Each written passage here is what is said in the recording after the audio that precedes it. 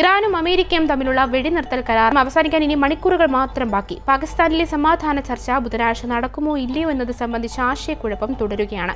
അതേസമയം ഇറാൻ നിരവധി തവണ കരാർ ലംഘിച്ചുവെന്ന ആരോപണവുമായി US പ്രസിഡന്റ് ഡൊണാൾഡ് ട്രംപ് ഇറാനെതിരെ വീണ്ടും ആഞ്ഞടിച്ചു. ഇതിനിടെ കൂടുതൽ ആക്രമണങ്ങളിൽ നിന്ന് രാജ്യത്തെ സംരക്ഷിക്കാൻ തയ്യാറാണെന്ന് ഖത്തറും പ്രതികരിച്ചു. ദുബായ് ബ്യൂറോയുടെ റിപ്പോർട്ടിലേക്ക്. ഏപ്രിൽ 22 ബുധനാഴ്ച വൈകിട്ട് വെടിനിർത്തൽ കരാർ അവസാനിക്കുമെന്ന് US പ്രസിഡന്റ് ഡൊണാൾഡ് ട്രംപ് ആവർത്തിച്ച് വ്യക്തമാക്കി. അതേസമയം ഇനി പുതിയ കരാർ പ്രകാരം ധാരണയിലെത്താനായില്ലെങ്കിൽ വെടിനിർത്തൽ നീട്ടാൻ സാധ്യതയില്ലെന്നാണ് report.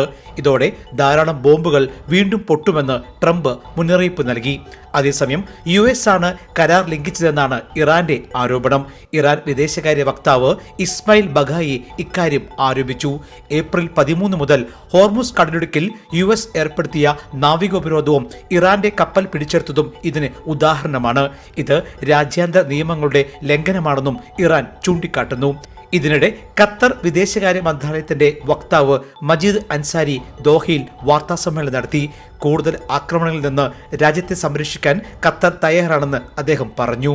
When it comes to the ceasefire, of course, contingencies are in place when it comes to hard security, but also when it comes to our national defensive posture. As you know, our armed forces did an amazing job in protecting our country and our people and the residents in Qatar during the attacks before the ceasefire. ഇതിനിടെ American സംഘം ചൊവ്വാഴ്ചയും ചർച്ചകൾക്കായി പാകിസ്ഥാനിലെത്തിയില്ല. എന്നാൽ US-ന്റെ charge d' affaires Natalie A Baker Pak ഉപപ്രധാനമന്ത്രിയും വിദേശകാര്യ മന്ത്രിയുമായ മുഹമ്മദ് ഇഷാഖ് ദാറിനെ സന്ദർശിച്ചു. സമീപകാല സംഭവ വികാസങ്ങൾ ഇവർ ചർച്ച ചെയ്തു. അമേരിക്കയുമായി പുതിയ ചർച്ചകൾക്ക് പദ്ധതിയില്ലെന്ന് ഇറാൻ വ്യക്തമാക്കിയതോടെ മേഖലയിൽ അനിശ്ചിതത്വം തുടരുകയാണ്. ജയ് ഹിന്ദ് ന്യൂസ്, ദുബായ്.